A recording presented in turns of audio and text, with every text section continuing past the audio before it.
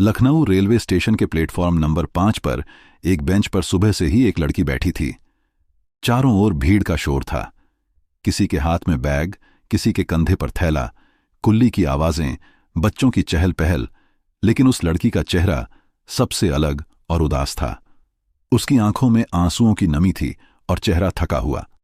लग रहा था जैसे कोई गहरी चिंता उसके मन को लगातार कुरेद रही हो। स्टेशन पर काम करने वाला सुरेश कई बार वहां से गुजरा। हर बार उसकी नजर उसी बेंच पर बैठी उस लड़की पर चली जाती। सुबह से लेकर दोपहर और फिर शाम तक वो वहीं बैठी रही। सुरेश के मन में सवाल उठते रहे। आखिर ये लड़की कौन है? इतनी अकेली और परेशान क्यों है? आखिरकार शाम ढलने लगी तो सुरेश ने हिम्मत जुटाई। वह उसके पास गया और नरमी से बोला, मैडम, आप सुबह से यहीं प्लेटफॉर्म नंबर 5 की बेंच पर बैठी हैं। सब ठीक है? आप किसका इंतजार कर रही हैं? लड़की चौंक कर ऊपर देखी। उसकी आंखों में डर और स्वर में कठोरता थी। तुम्हें इससे क्या मतलब? मैं जहां चाहूं बैठ सकती हूं। सुरेश थोड़ा सहम गया पर शांत स्वर में बोला, नहीं, मेरा कोई गलत मतलब नहीं था। बस आपको परेशान देखकर पूछ लिया। अगर आप नहीं बताना चाहती तो कोई बात नहीं। इतना कहकर वो पलटने ही वाला था कि लड़की की आंखों से आंसू ढुलक पड़े। कुछ देर चुप रहने के बाद उसकी टूटी आवाज में शब्द निकले, मेरा नाम राधा है। मैं पास के गांव से आई हूं। कल मेरे पति मुझे यहां तक लाए थे। बोले थे टिकट लेकर आते हैं और फिर हम दोनों निकलेंगे। पर वह लौटकर कभी नहीं आए। सारे पैसे और सामान उनके पास थे। मैं यहीं प्लेटफॉर्म नंबर 5 की बेंच पर बैठी उनका इंतजार करती रही, लेकिन अब समझ गई हूं कि उन्होंने मुझे छोड़ दिया है। इतना कहते ही राधा का गला भर आया और वह रो पड़ी। सुरेश का दिल पसीज गया। उसने धीरे से कहा, यहां रात भर रहना सुरक्षित नहीं है। मेरे घर चलो। मेरी मां सरस्वती देवी बहुत दयालु हैं। वहां तुम्हें खाना मिलेगा और आराम भी। फिर हम सोचेंगे कि आगे क्या करना है। राधा कुछ पल चुप रही। उसके मन में डर था, पर सहारा भी तो कोई नहीं था। आखिरकार उसने धीमे स्वर में कहा, अगर तुम्हारी मां मना न करें तो। सुरेश मुस्कुराकर बोला, मां किसी को मना नहीं करती, आओ। दोनों प्लेटफॉर्म से बाहर निकले। थोड़ी ही दूरी पर सुरेश का छोटा सा घर था। टीन की छत, मिट्टी की हल्की खुशबू और छोटा सा आंगन। सुरेश ने दरवाजा खटखटाया। अंदर से मां सरस्वती देवी बाहर आईं। कौन है बेटा? सुरेश ने विनम्रता से कहा। मां, यह राधा है। सुबह से प्लेटफॉर्म नंबर 5 की बेंच पर अकेली बैठी थी। बहुत परेशान थी।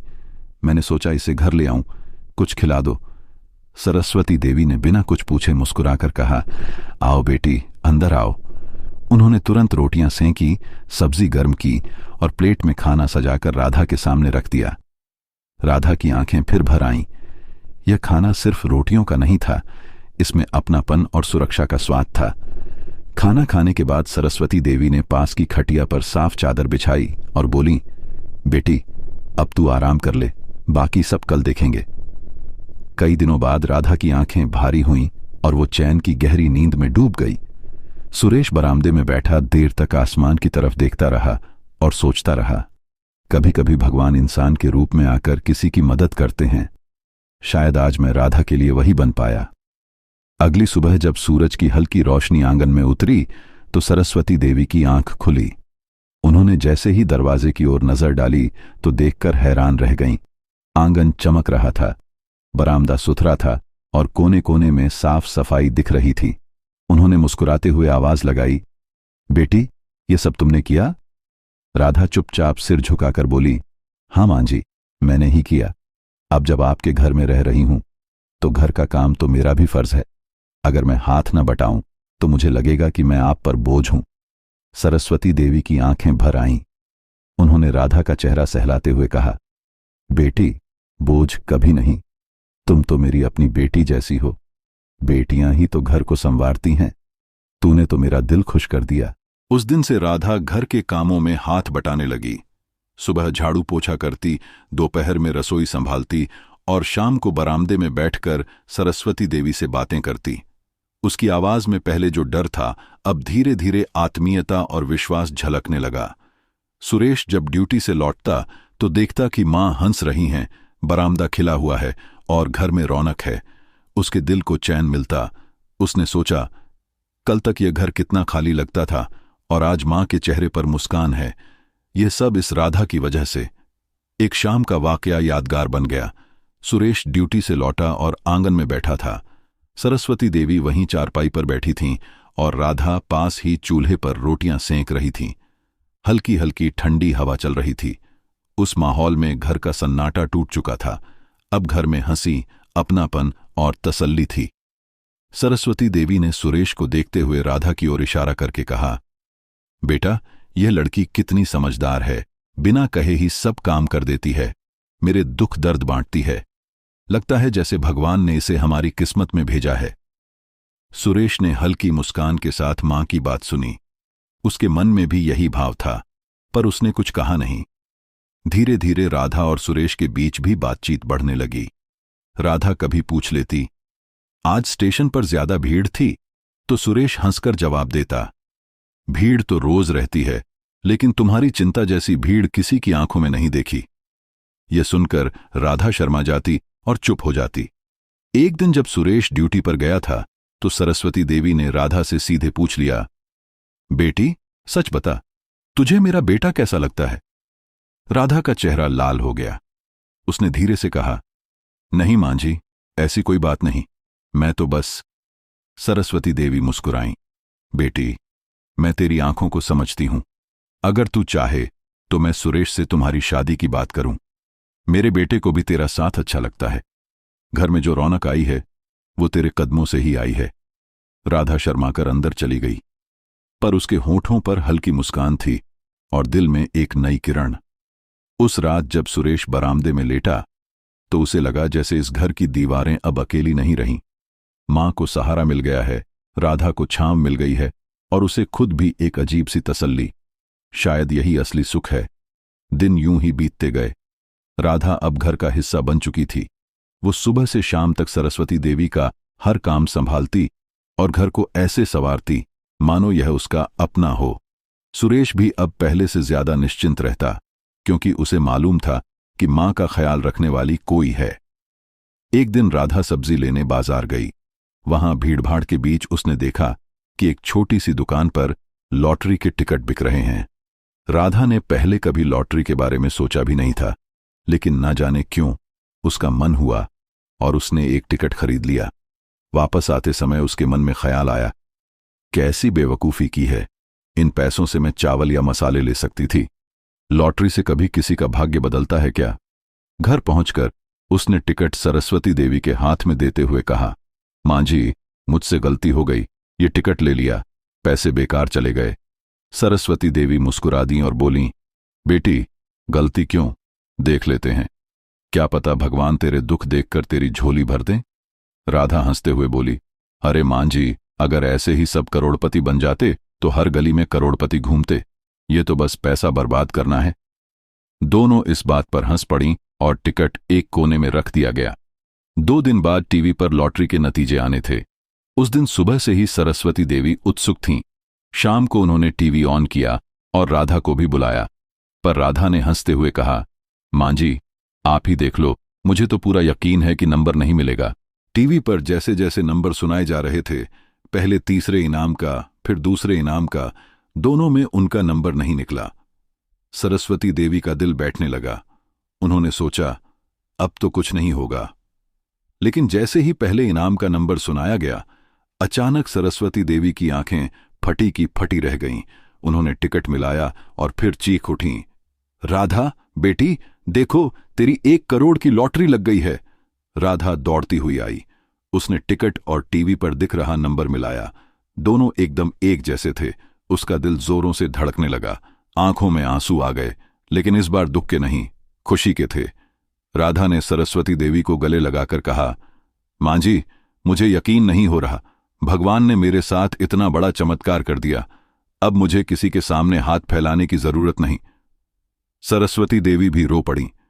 उन्होंने राधा के सिर पर हाथ फेरते हुए कहा, बेटी, तेरी किस्मत ने पलटी खा ली है। अब तू अपने पैरों पर खड़ी हो सकती है। तेरी जिंदगी का दर्द भगवान ने आज मिटा दिया। सुरेश को जैसे ही यह खबर मिली, वो तुरंत घर दौड़ा आया। उसकी आंखों में भी खुशी और गर्व था। उसने कहा, राधा, अब तो सचमुच तुम्हें नया जीवन मिल गया है, लेकिन हमें इन पैसों को समझदारी से लगाना होगा ताकि कल को किसी तकलीफ में न पड़े। राधा ने सिर हिलाकर हामी भरी। उस रात घर का माहौल बिल्कुल बदल गया था। बरसों बाद सरस्वती देवी ने इतनी बड़ी खुशी महसूस की। बरामदे में बैठे तीनों की आंखें चमक रही थीं। राधा सोच रही थी, कल तक मैं प्लेटफॉर्म नंबर 5 की बेंच पर अकेली और बेसहारा थी। आज भगवान ने मुझे परिवार भी दिया और किस्मत भी पलट दी।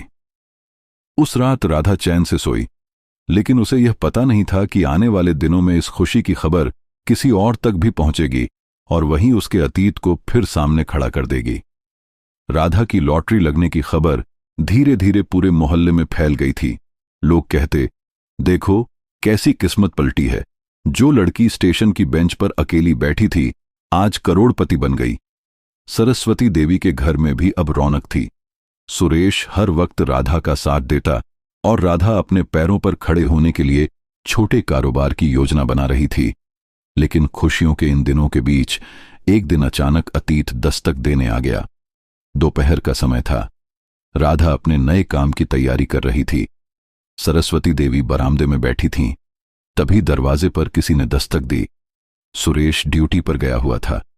राधा ने दरवाजा खोला तो सामने वही चेहरा खड़ा था जिसे वह कभी भूलना चाहती थी, रमेश।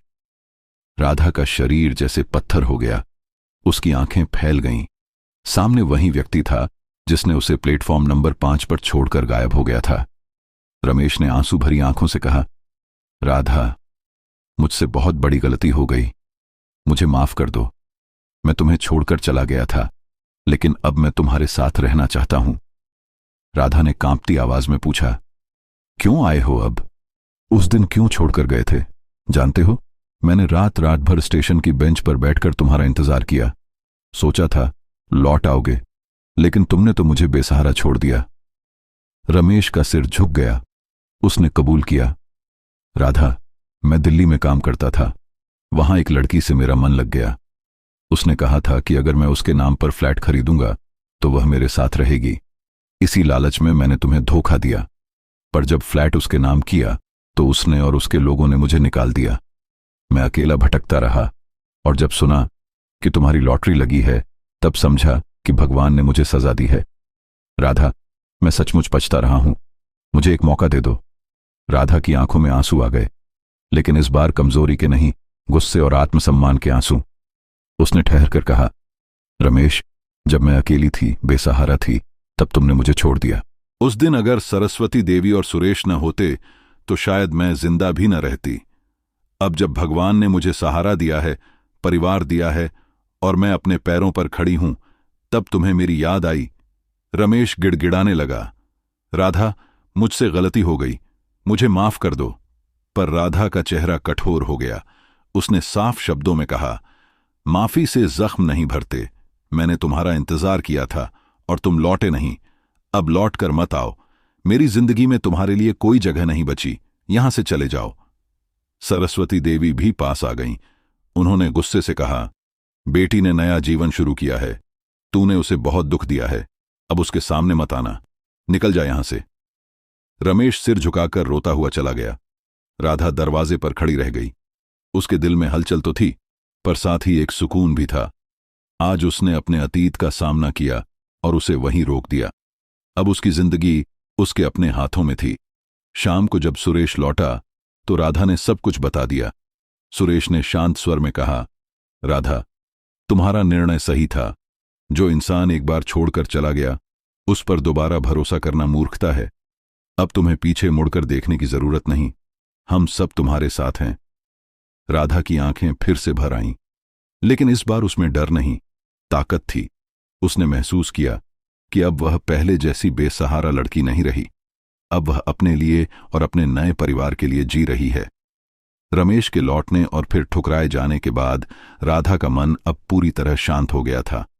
उसने ठान लिया कि अब वह कभी पीछे मुड़कर नहीं देखेगी। अब उसकी जिंदगी में नया परिवार, नया सहारा और नई उम्मीद थी। सरस्वती देवी ने एक दिन सुरेश को पास बैठाकर कहा, बेटा, अब मुझे तुझसे एक बात कहनी है। राधा ने इस घर को संभाल लिया है। उसने मेरे दुख दर्द बांटे हैं। मेरी आंखों में हंसी लौट आई है। मुझे लगता है कि भगवान ने इसे हमारी किस्मत में बहू बनाकर भेजा है। अगर तुझे भी कोई ऐतराज न हो तो क्यों न मैं इसकी शादी तुझसे कर दूं। सुरेश ने मां की ओर देखा। उसके चेहरे पर हल्की मुस्कान आ गई।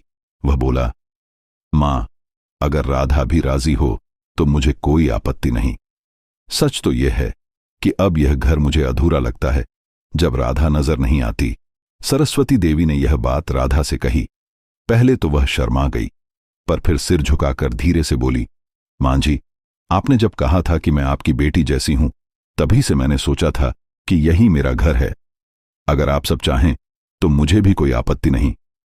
और फिर एक शुभ दिन तय किया गया। छोटे से घर में बड़ी रौनक छा गई। मोहल्ले के लोग आए, ढोलक बजी, मेहंदी लगी। सरस्वती देवी की आंखों में आंसू थे, लेकिन इस बार खुशी के।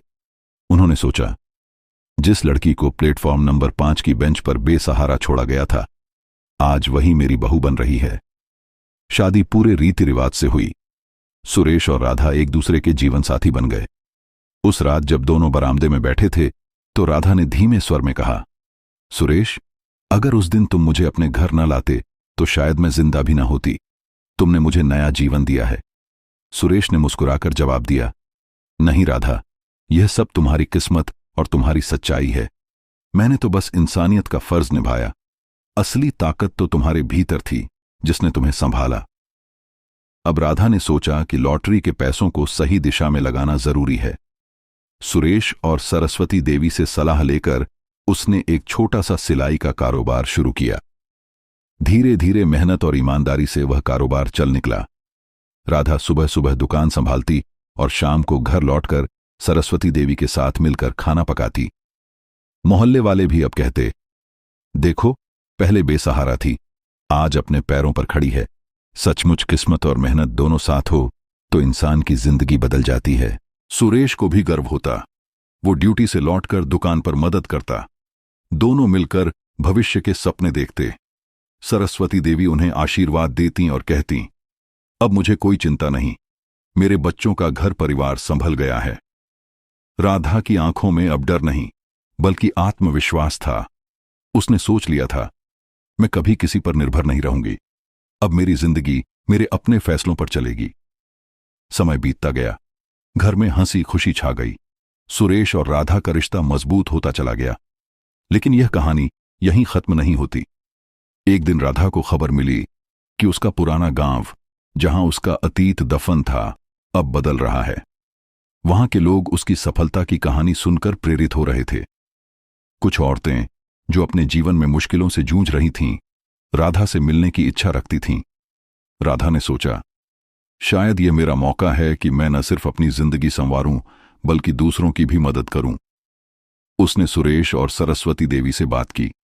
दोनों ने उसका हौसला बढ़ाया। राधा ने फैसला किया कि वह अपने कारोबार को और बड़ा करेगी और अपने गांव की औरतों को सिलाई सिखाएगी, ताकि वे भी आत्मनिर्भर बन सकें। लेकिन इस नए सफर की शुरुआत के साथ ही एक नई चुनौती सामने आई। रमेश ने सुना कि राधा अब न सिर्फ अपने पैरों पर खड़ी है, बल्कि दूसरों की जिंदगी भी बदल रही है। उसका मन फिर से लालच से भर उठा। उसने सोचा कि अगर वह राधा के पास दोबारा जाए तो शायद इस बार वह उसे माफ कर दे। एक दिन वह फिर से सरस्वती देवी के घर के दरवाजे पर खड़ा था। इस बार उसके साथ एक और साजिश थी जो राधा की नई शुरुआत को प्रभावित कर सकती थी। लेकिन राधा अब वह कमजोर लड़की नहीं थी जो प्लेटफॉर्म नंबर 5 की बेंच पर अकेली बैठी थी। उसके पास अब आत्मविश्वास, परिवार और एक नया मकसद था। राधा दरवाजे पर खड़ी थी। उसका दिल जोरों से धड़क रहा था। सामने रमेश खड़ा था, वही शख्स जिसने उसे लखनऊ रेलवे स्टेशन के प्लेटफॉर्म नंबर 5 की बेंच पर अकेला छोड़ दिया था। उसकी आंखों में फिर वही आंसुओं की चमक थी। लेकिन राधा अब पहले वाली कमजोर लड़की नहीं थी। उसने अपने डर को किनारे रखा और कठोर स्वर में पूछा, रमेश, तुम फिर क्यों आए? मैंने तुम्हें साफ कह दिया था कि मेरी जिंदगी में तुम्हारी कोई जगह नहीं है। रमेश ने सिर झुकाकर कहा, राधा, मैं सचमुच बदल गया हूं। मैंने अपनी गलती मानी। मैं बस तुम्हारे साथ अपनी जिंदगी फिर से शुरू करना चाहता हूं। लेकिन राधा की नजरों में अब वह भरोसा नहीं था जो कभी हुआ करता था। उसने कहा, रमेश, तुम्हारी बातें अब मेरे लिए हवा के झोंके जैसी हैं, आती हैं और चली जाती हैं। तुमने मुझे तब छोड़ा जब मेरे पास कुछ नहीं था। अब जब मेरी जिंदगी संवर रही है, तुम्हें मेरी याद आई। यह पश्चाताप नहीं, लालच है। सरस्वती देवी, जो बरामदे में बैठी सब सुन रही थीं, उठकर दरवाजे तक आईं। उनकी आवाज में ममता के साथ साथ गुस्सा भी था। बेटा, तूने इस लड़की को पहले ही बहुत दुख दिया, अब इसे चैन से जीने दे। तू यहां से चला जा। रमेश ने एक बार फिर गिड़गिड़ाने की कोशिश की, लेकिन राधा ने दरवाजा बंद कर दिया। उसका दिल भारी था, पर साथ ही एक अजीब सी राहत भी थी। वह जानती थी कि उसने सही फैसला लिया है। शाम को जब सुरेश ड्यूटी से लौटा तो राधा ने उसे सारी बात बताई। सुरेश ने शांत स्वर में कहा, राधा, तुमने जो किया वह सही था। जो इंसान तुम्हें अंधेरे में छोड़ गया, वह तुम्हारे उजाले का हिस्सा नहीं बन सकता। तुम अब अपने लिए, अपने परिवार के लिए और उन औरतों के लिए जी रही हो जो तुमसे प्रेरणा ले रही हैं। राधा की आंखों में एक चमक थी। उसने सुरेश की बातों को दिल से लगाया और सोचा, हां, अब मेरी जिंदगी का मकसद सिर्फ मेरा अतीत नहीं, बल्कि मेरा भविष्य है। अगले दिन राधा अपने सिलाई कारोबार में और जोश के साथ जुट गई। उसने लॉटरी के पैसों का कुछ हिस्सा अपने गांव की औरतों के लिए एक छोटा सा प्रशिक्षण केंद्र खोलने में लगाया। उसका सपना था कि वह औरतें जो अपने घरों में दबकर रह रही थीं, आत्मनिर्भर बने। उसने अपने गांव की कुछ औरतों को बुलाया और उन्हें सिलाई, कढ़ाई और छोटे मोटे हस्तशिल्प सिखाने शुरू किए। सरस्वती देवी भी राधा के इस मिशन में उसका साथ देती थीं।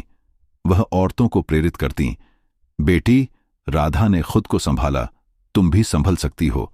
मेहनत और हिम्मत से कोई भी सपना हकीकत बन सकता है। राधा का कारोबार धीरे धीरे बढ़ रहा था। उसकी दुकान पर अब न सिर्फ मोहल्ले की औरतें, बल्कि आसपास के गांवों की औरतें भी कपड़े सिलवाने और प्रशिक्षण लेने आने लगी थीं। राधा की मेहनत रंग ला रही थी। उसने अपने प्रशिक्षण केंद्र में एक छोटी सी दुकान भी खोल ली, जहां प्रशिक्षित औरतें अपने बनाए कपड़े और हस्तशिल्प बेच सकती थीं। मोहल्ले में राधा की तारीफ होने लगी। लोग कहते, देखो, जो लड़की कभी स्टेशन की बेंच पर अकेली थी, आज कितनों को रास्ता दिखा रही है।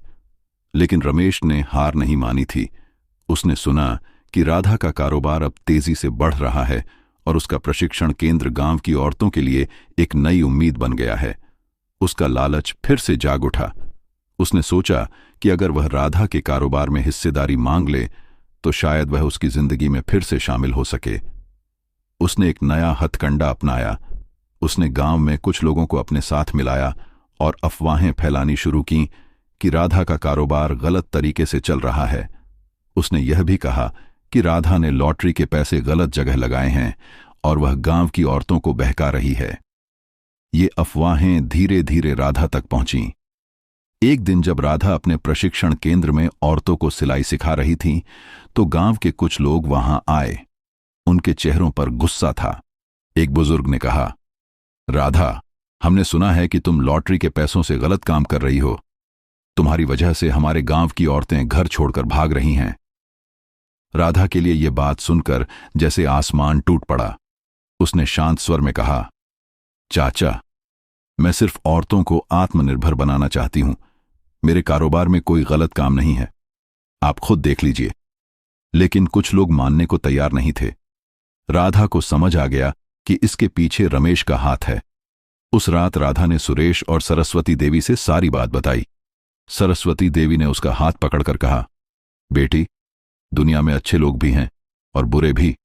जो लोग तुम्हारी मेहनत से जलते हैं वो ऐसी अफवाहें फैलाएंगे, लेकिन तू डर मत, सच्चाई हमेशा जीतती है।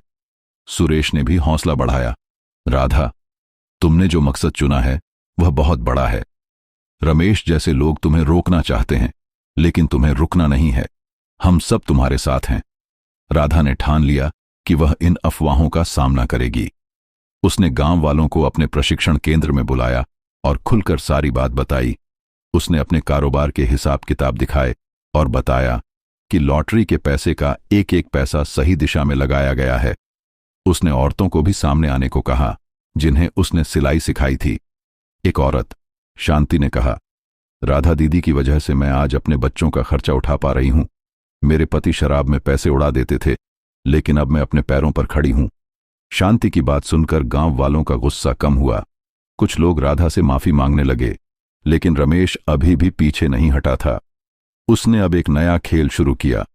उसने शहर के एक व्यापारी को भड़काया जो राधा की दुकान के लिए कपड़े सप्लाई करता था। रमेश ने उस व्यापारी को कहा कि राधा उसका भुगतान नहीं कर रही है और उसका कारोबार जल्दी ही बंद हो जाएगा। व्यापारी ने राधा को चेतावनी दी कि अगर उसने जल्दी पैसे नहीं दिए तो वह कपड़े देना बंद कर देगा। यह राधा के लिए एक नई मुश्किल थी। उसका कारोबार अब उस व्यापारी के कपड़ों पर निर्भर था और अगर सप्लाई रुक गई तो उसका प्रशिक्षण केंद्र भी प्रभावित हो सकता था। राधा ने इस मुश्किल का सामना करने का फैसला किया। उसने सुरेश से बात की और दोनों ने मिलकर एक योजना बनाई। राधा ने अपने प्रशिक्षण केंद्र की औरतों को इकट्ठा किया और कहा, हमें अब अपने कपड़े खुद बनाने होंगे। हम स्थानीय कारीगरों से कच्चा माल लेंगे और अपनी मेहनत से कपड़े तैयार करेंगे। औरतों ने राधा का साथ दिया। राधा ने लॉटरी के बचे हुए पैसों का कुछ हिस्सा कच्चा माल खरीदने में लगाया और एक छोटी सी बुनाई इकाई शुरू की। यह एक जोखिम भरा कदम था, लेकिन राधा को अपनी मेहनत और औरतों की एकजुटता पर भरोसा था। कुछ ही हफ्तों में राधा की मेहनत फिर से रंग लाई। उनकी बनाई साड़ियां और दुपट्टे बाजार में पसंद किए जाने लगे। स्थानीय कारीगरों ने भी राधा का साथ दिया क्योंकि उन्हें अब नियमित काम मिल रहा था। रमेश की साजिश फिर नाकाम हो गई, लेकिन राधा को पता था कि रमेश शायद फिर कोई नया हथकंडा अपनाएगा। उसने सुरेश से कहा, मुझे लगता है कि रमेश तब तक चैन से नहीं बैठेगा जब तक वह मुझे पूरी तरह बर्बाद न कर दे। सुरेश ने राधा का हाथ थामकर कहा, राधा, तुम अब अकेली नहीं हो। तुम्हारे साथ मैं हूं, मां है और तुम्हारा यह पूरा परिवार है। हम मिलकर हर मुश्किल का सामना करेंगे। राधा ने अपने प्रशिक्षण केंद्र को और मजबूत करने का फैसला किया। उसने शहर के एक सामाजिक संगठन से संपर्क किया जो औरतों के सशक्तिकरण के लिए काम करता था। संगठन ने राधा के काम की तारीफ की और उसे अपने नेटवर्क से जोड़ा। अब राधा की दुकान के कपड़े न सिर्फ स्थानीय बाजार में बल्कि शहर के बड़े शोरूम में भी बिकने लगे। राधा का नाम अब एक प्रेरणा बन चुका था। लोग कहते, देखो, जो लड़की कभी लखनऊ स्टेशन की बेंच पर बेसहारा थी, आज कितनों को सहारा दे रही है। लेकिन कहानी यहीं खत्म नहीं होती। एक दिन राधा को खबर मिली कि रमेश ने अब गांव के एक प्रभावशाली नेता को अपने साथ मिला लिया है। यह नेता राधा के प्रशिक्षण केंद्र को बंद करवाने की धमकी दे रहा था। राधा के सामने अब तक की सबसे बड़ी चुनौती थी, क्या वह इस बार भी अपनी हिम्मत और मेहनत से इस मुश्किल को पार कर पाएगी या रमेश की साजिश उसकी मेहनत पर भारी पड़ जाएगी। राधा ने सरस्वती देवी और सुरेश को देखा, जिनके चेहरों पर अब भी भरोसा था। उसने मन में ठान लिया कि वह हार नहीं मानेगी। लेकिन इस नए तूफान का सामना कैसे करना है, यह एक सवाल था जो उसके मन में घूम रहा था। राधा के सामने अब तक की सबसे बड़ी चुनौती थी। रमेश ने गांव के प्रभावशाली नेता रामलाल को अपने साथ मिला लिया था। रामलाल का गांव में दबदबा था और उसकी धमकी थी कि वह राधा के प्रशिक्षण केंद्र को बंद करवा देगा। रमेश ने उसे भड़काया था कि राधा का कारोबार गांव की औरतों को बिगाड़ रहा है और उनकी परंपराओं को तोड़ रहा है। राधा को यह खबर मिली तो उसका दिल बैठ गया। उसने सोचा, मैंने तो बस दूसरों को आत्मनिर्भर बनाने की कोशिश की, क्या यह गलत है? लेकिन राधा अब वह कमजोर लड़की नहीं थी जो लखनऊ रेलवे स्टेशन के प्लेटफॉर्म नंबर 5 की बेंच पर अकेली बैठी थी। उसने ठान लिया कि वह इस तूफान का सामना करेगी। राधा ने सरस्वती देवी और सुरेश के साथ बैठकर सारी बात साझा की। सरस्वती देवी ने उसका हाथ थामकर कहा, बेटी, सच्चाई के रास्ते पर चलने वालों को मुश्किलें तो आती हैं, पर जीत हमेशा सच्चाई की होती है। तू डर मत, हम सब तेरे साथ हैं। सुरेश ने भी हौसला बढ़ाया, राधा, रामलाल चाहे कितना भी प्रभावशाली हो, लेकिन गांव की औरतें अब तुम्हारे साथ हैं। तुमने उनकी जिंदगी बदली है, वे तुम्हारा साथ देंगी। राधा की आंखों में एक नई चमक आई। उसने कहा, मां जी, सुरेश, आप दोनों सही कह रहे हैं। मैंने यह कारोबार सिर्फ अपने लिए नहीं बल्कि उन औरतों के लिए शुरू किया है जो मेरी तरह बेसहारा थीं। मैं अब रुकूंगी नहीं। राधा ने अपने प्रशिक्षण केंद्र की सभी औरतों को इकट्ठा किया। उसने खुलकर बताया कि रमेश और रामलाल मिलकर उनके काम को बंद करने की साजिश रच रहे हैं। उसने कहा, हमने मिलकर यह जगह बनाई है जहां हम अपनी मेहनत से अपनी पहचान बना रहे हैं। क्या हम इसे यूं ही बंद होने देंगे? शांति, जिसने राधा की मदद से अपने बच्चों का खर्चा उठाना शुरू किया था, खड़ी हुई और बोली, राधा दीदी, हम आपके साथ हैं। हमने आपके साथ सिलाई सीखी, अपने पैरों पर खड़े होना सीखा।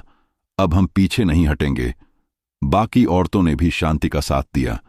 राधा का मन मजबूत हो गया। उसने फैसला किया कि वह गांव वालों को सच दिखाएगी। राधा ने शहर के सामाजिक संगठन, जिसने पहले उसका साथ दिया था, से संपर्क किया। संगठन की प्रमुख अनीता ने राधा की पूरी कहानी सुनी और तुरंत मदद का भरोसा दिया। अनीता ने सुझाव दिया, राधा, हमें गांव में एक बड़ा आयोजन करना चाहिए जहां तुम्हारा काम सबके सामने आए। लोग जब तुम्हारी मेहनत और औरतों की सफलता देखेंगे तो रामलाल की बातों का असर कम हो जाएगा। राधा को यह विचार पसंद आया। उसने सुरेश और सरस्वती देवी से सलाह ली और सभी ने मिलकर एक मेले की योजना बनाई। मेले की तैयारी जोर शोर से शुरू हुई। राधा और उसकी प्रशिक्षण केंद्र की औरतों ने अपने बनाए कपड़े, साड़ियां और हस्तशिल्प तैयार किए। अनीता ने अपने संगठन के जरिए शहर के कुछ बड़े व्यापारियों और सामाजिक कार्यकर्ताओं को आमंत्रित किया। मेला गांव के स्कूल के मैदान में आयोजित हुआ। राधा ने एक छोटा सा मंच सजाया जहां उसने अपने प्रशिक्षण केंद्र की कहानी सुनाने की तैयारी की। सरस्वती देवी ने भी मेले में अपनी मौजूदगी से सभी का हौसला बढ़ाया।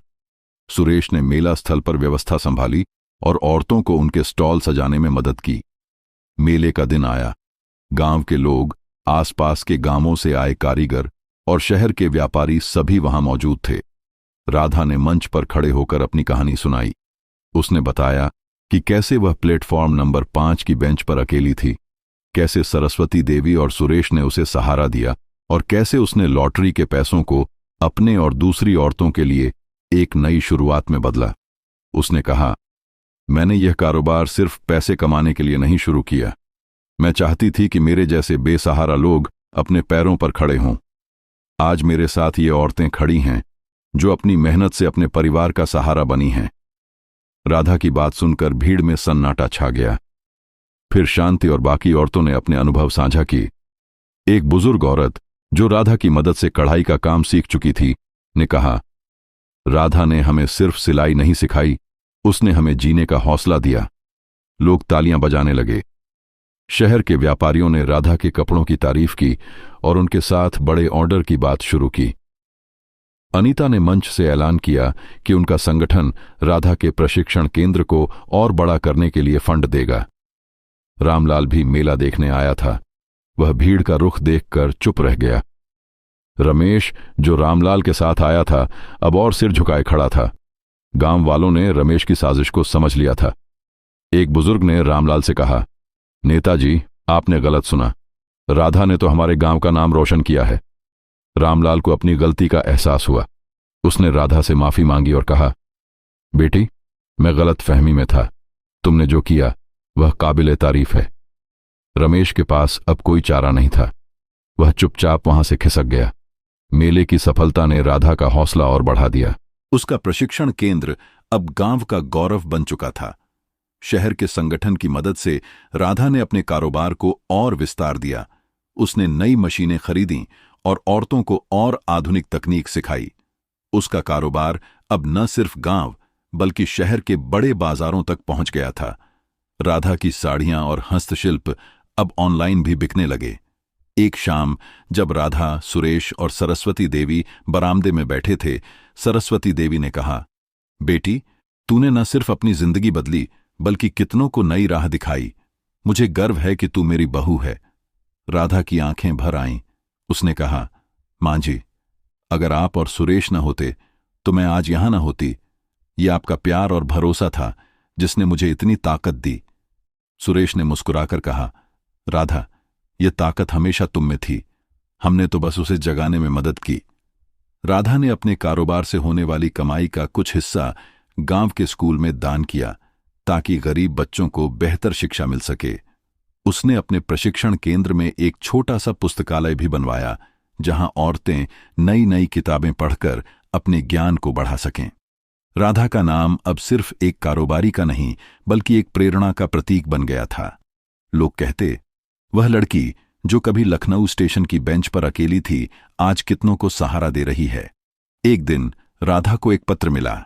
यह उस सामाजिक संगठन से था जिसने उसे समर्थन दिया था।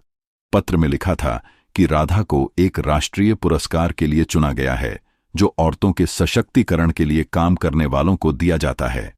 राधा ने यह खबर सरस्वती देवी और सुरेश को बताई।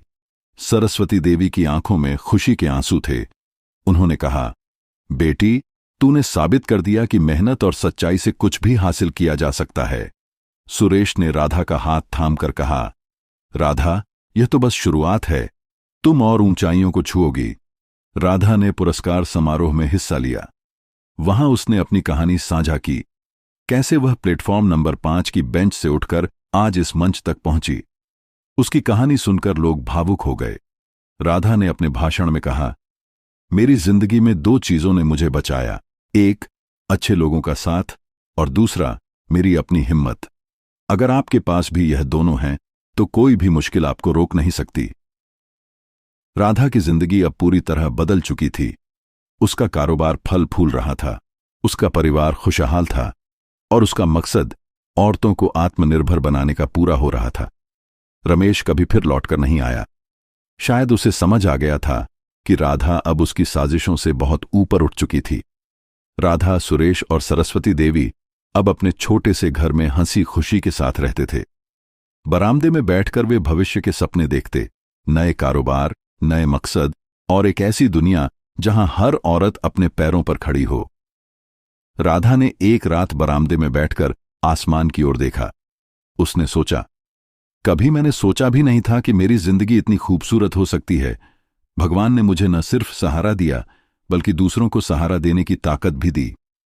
उसकी आंखों में अब डर नहीं, बल्कि एक अटूट विश्वास था। वह जानती थी कि उसकी कहानी अब खत्म नहीं हुई है, यह तो बस एक नई शुरुआत थी। राधा का प्रशिक्षण केंद्र अब गांव का गौरव बन चुका था।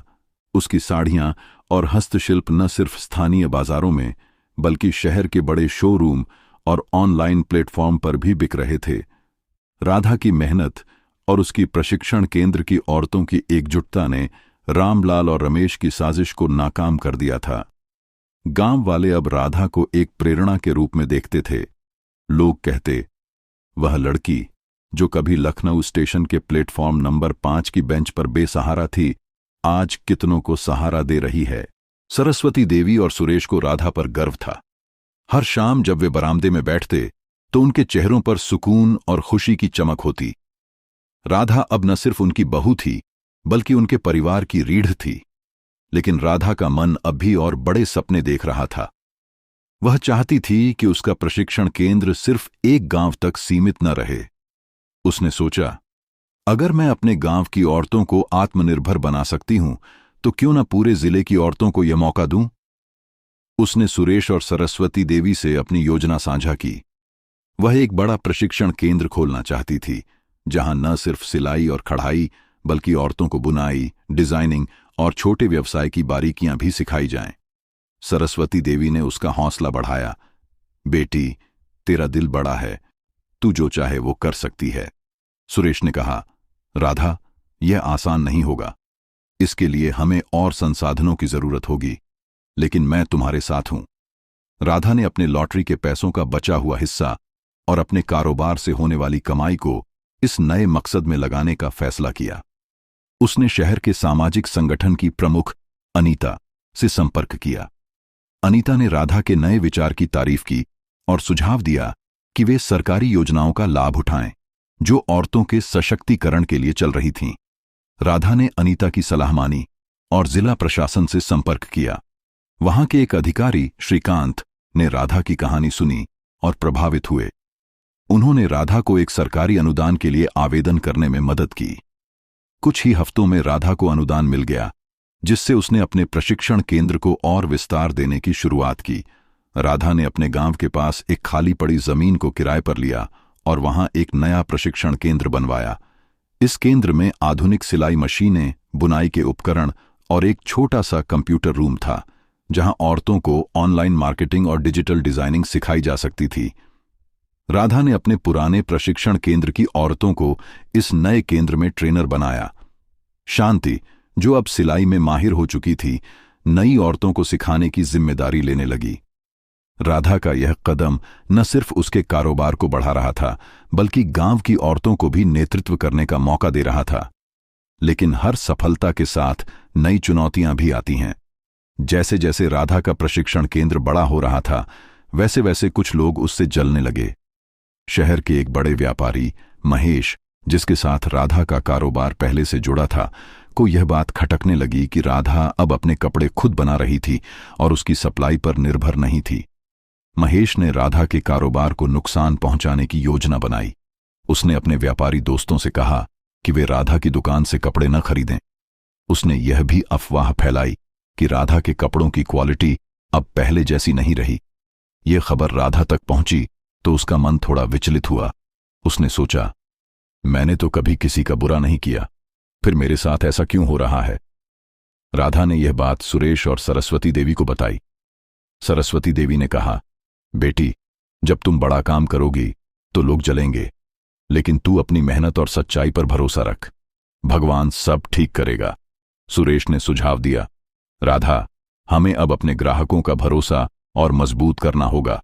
क्यों ना हम अपने कपड़ों की एक प्रदर्शनी लगाएं जहां लोग हमारी मेहनत को खुद देख सकें। राधा को यह विचार पसंद आया। उसने अनीता और जिला प्रशासन के श्रीकांत से संपर्क किया और सभी ने मिलकर लखनऊ में एक बड़ी प्रदर्शनी आयोजित करने की योजना बनाई। प्रदर्शनी की तैयारी में राधा और उसकी टीम ने दिन रात मेहनत की। उन्होंने नई डिजाइन की साड़ियां, दुपट्टे और हस्तशिल्प तैयार किए। राधा ने अपने प्रशिक्षण केंद्र की औरतों को प्रोत्साहित किया कि वे अपने सबसे अच्छे काम को प्रदर्शनी में पेश करें। अनीता ने अपने संगठन के जरिए शहर के बड़े व्यापारियों, डिजाइनरों और मीडिया को आमंत्रित किया। प्रदर्शनी का दिन आया और लखनऊ के एक बड़े हॉल में राधा का स्टॉल सबसे आकर्षक था। औरतों ने अपने बनाए कपड़े और हस्तशिल्प को इतने सुंदर ढंग से सजाया कि हर कोई देखकर दंग रह गया। प्रदर्शनी में एक फैशन डिजाइनर नेहा ने राधा के काम को देखा और प्रभावित हुई। उसने राधा से कहा, तुम्हारे कपड़ों में एक अनोखी कहानी है। मैं चाहती हूं कि मेरे अगले फैशन शो में तुम्हारे डिजाइन पेश किए जाएं। राधा की आंखें चमक उठीं। उसने तुरंत हामी भरी। प्रदर्शनी की सफलता ने महेश की अफवाहों को गलत साबित कर दिया। लोग राधा के कपड़ों की तारीफ कर रहे थे और कई बड़े व्यापारियों ने उसके साथ नए ऑर्डर की बात शुरू की। राधा का कारोबार फिर से रफ्तार पकड़ने लगा। लेकिन कहानी में एक नया मोड़ तब आया जब राधा को पता चला कि रमेश ने महेश के साथ मिलकर उसकी प्रदर्शनी को नुकसान पहुंचाने की कोशिश की थी। रमेश ने महेश को उकसाया था कि अगर राधा का कारोबार बढ़ता रहा तो शहर के बाकी व्यापारी पिछड़ जाएंगे। रमेश ने यह भी कहा कि वह राधा को अच्छी तरह जानता है और उसकी कमजोरियां बता सकता है। महेश ने रमेश की बातों में आकर प्रदर्शनी में कुछ गुंडों को भेजने की योजना बनाई थी जो राधा के स्टॉल को नुकसान पहुंचा सकते थे।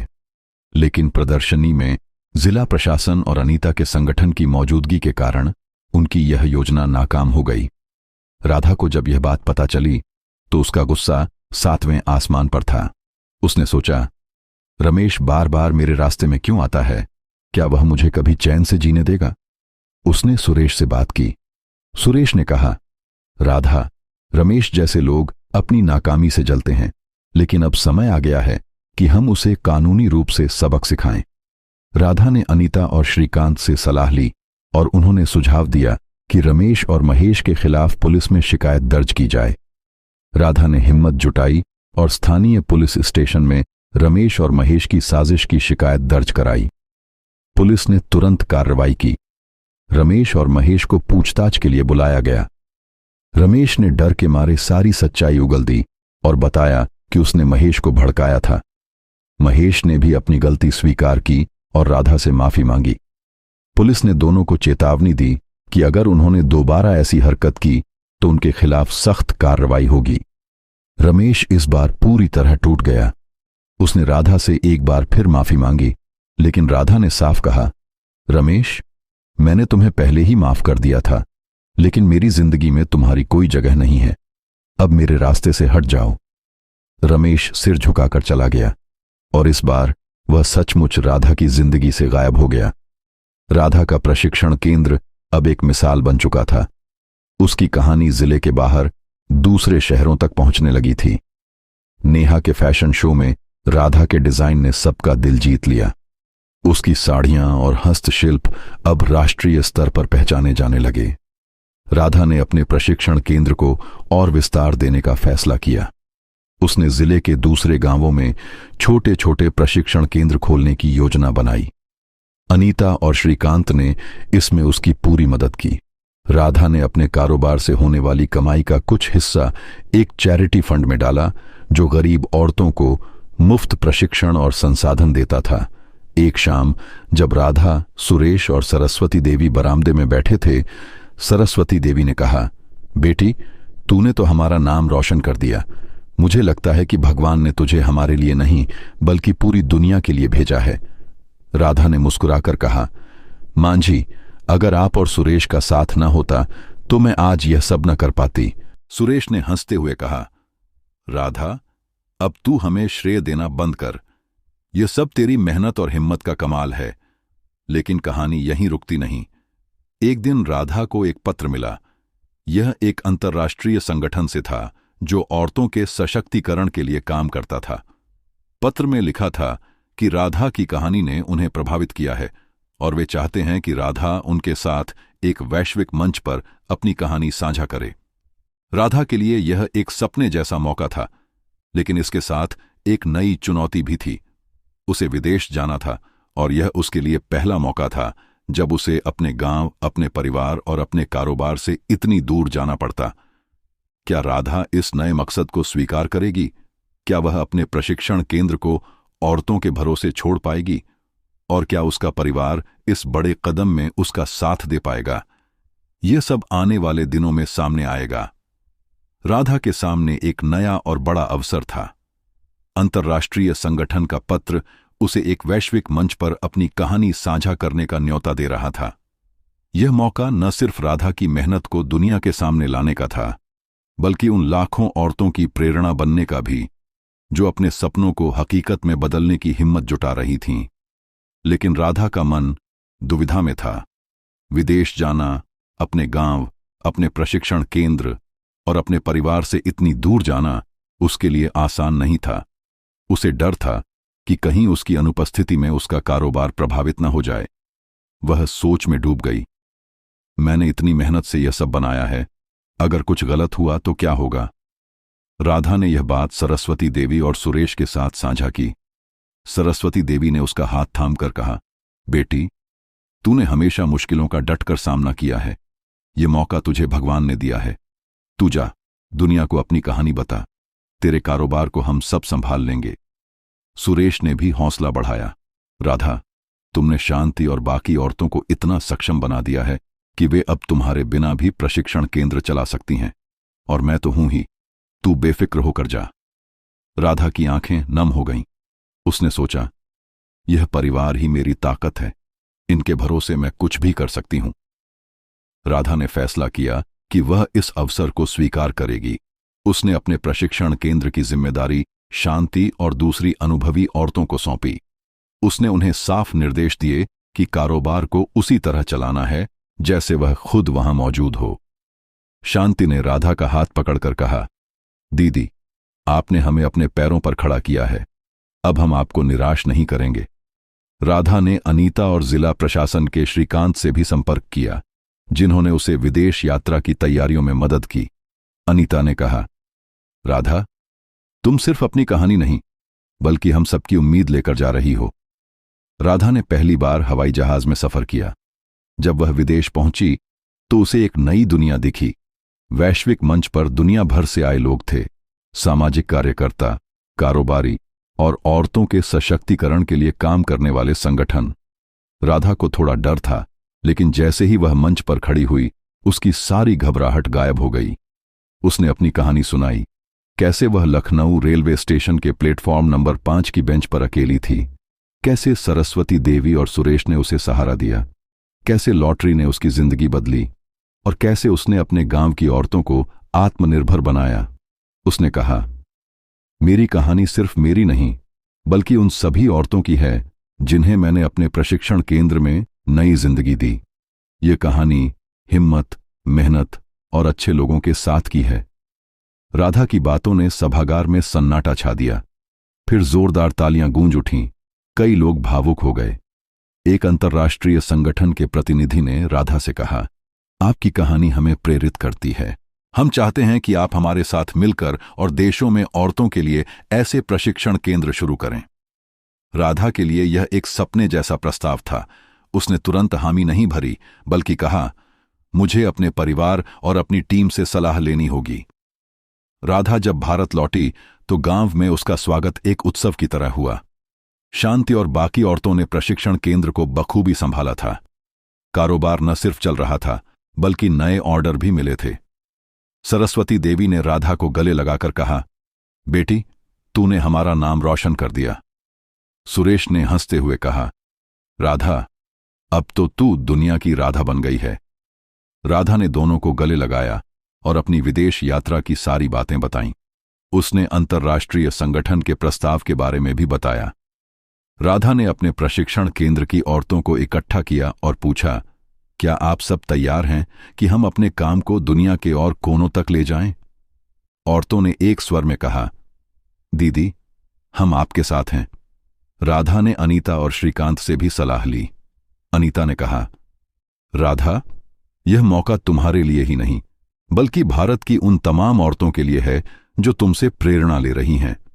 श्रीकांत ने सुझाव दिया कि राधा अपने कारोबार को एक सहकारी समिति के रूप में रजिस्टर कर ले ताकि यह और संगठित हो सके। राधा ने इस दिशा में काम शुरू किया। उसने अपने प्रशिक्षण केंद्र को एक सहकारी समिति के रूप में रजिस्टर कराया जिसमें उसकी टीम की सभी औरतें हिस्सेदार थीं। उसने अंतर्राष्ट्रीय संगठन के साथ मिलकर एक पायलट प्रोजेक्ट शुरू किया जिसमें उसने पड़ोसी देशों में 2 प्रशिक्षण केंद्र खोले। इन केंद्रों में राधा की टीम की औरतें ट्रेनर बनकर गईं। शांति ने एक केंद्र की जिम्मेदारी संभाली और उसकी मेहनत ने वहां की औरतों को भी प्रेरित किया। राधा का कारोबार अब एक वैश्विक पहचान बन चुका था। इसी बीच राधा और सुरेश के जीवन में एक नई खुशी आई।